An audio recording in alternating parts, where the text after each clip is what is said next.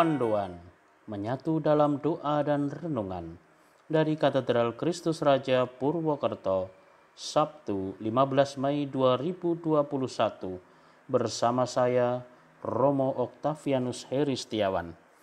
Saudara-saudari yang terkasih, salam sehat dan berkah dalam.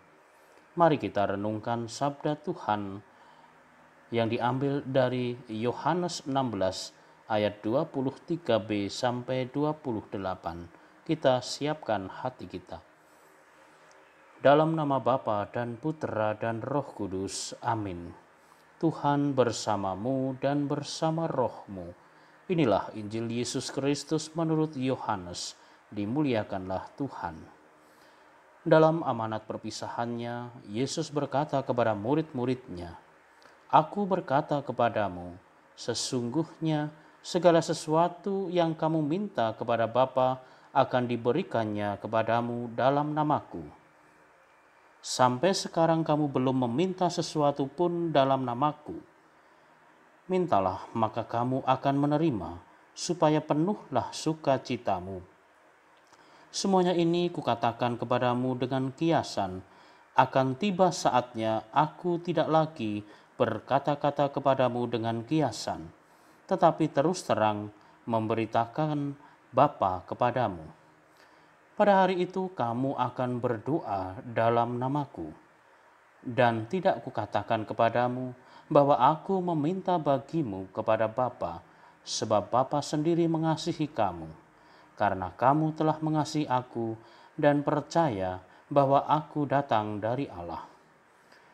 Aku datang dari Bapa dan aku datang ke dalam dunia. Kini aku meninggalkan dunia lagi dan pergi kepada Bapa." Demikianlah Injil Tuhan. Terpujilah Kristus. Saudara-saudari yang terkasih, rasa khawatir dan takut tidak akan pernah bisa memberi perspektif yang sehat untuk melihat masa depan.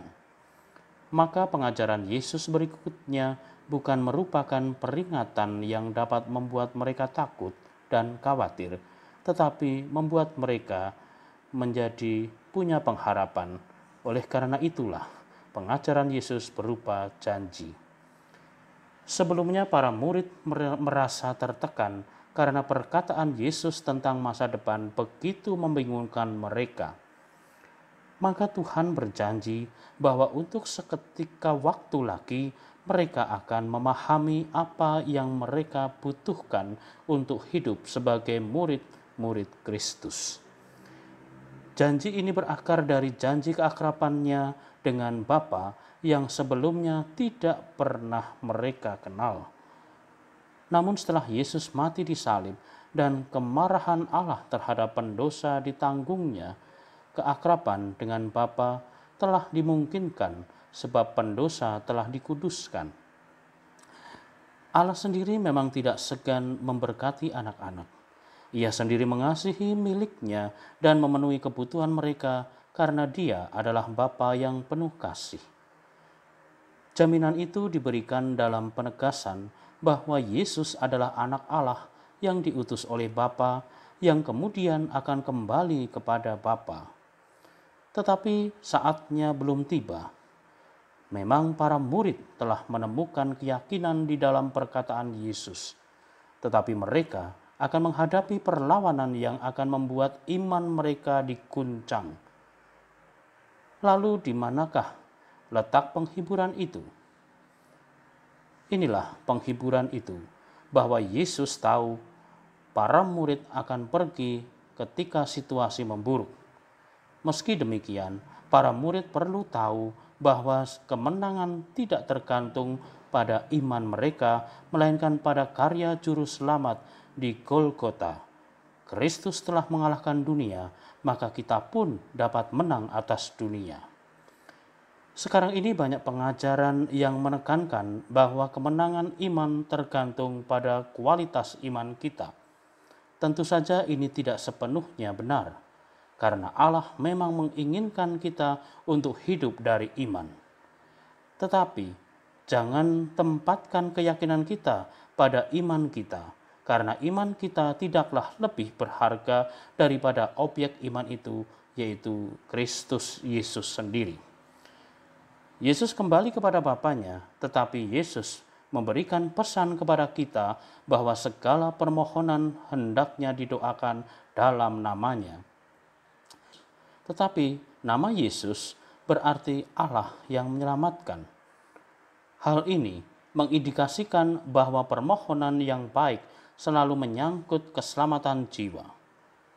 Doa seharusnya tidak memupuk kita menjadi seorang yang haus terus-menerus akan materi, tetapi haus akan keselamatan. Maka pertanyaan yang bisa kita renungkan, bagaimana dengan permohonan kita saat kita berdoa? Marilah berdoa. Bapa Surgawi, buatlah kami menjadi seorang anak kecil dan mengalami dengan sukacita kasih-Mu kepada kami. Tunjukkanlah kepada kami keindahan dari rangkulan-Mu yang penuh kehangatan.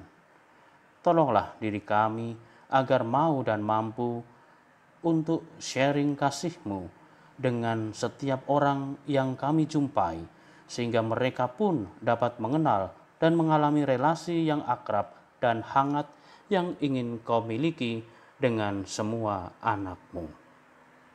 Sebab Engkaulah Tuhan dan pengantara kami, kini dan sepanjang masa. Amin. Tuhan bersamamu dan bersama roh-Mu.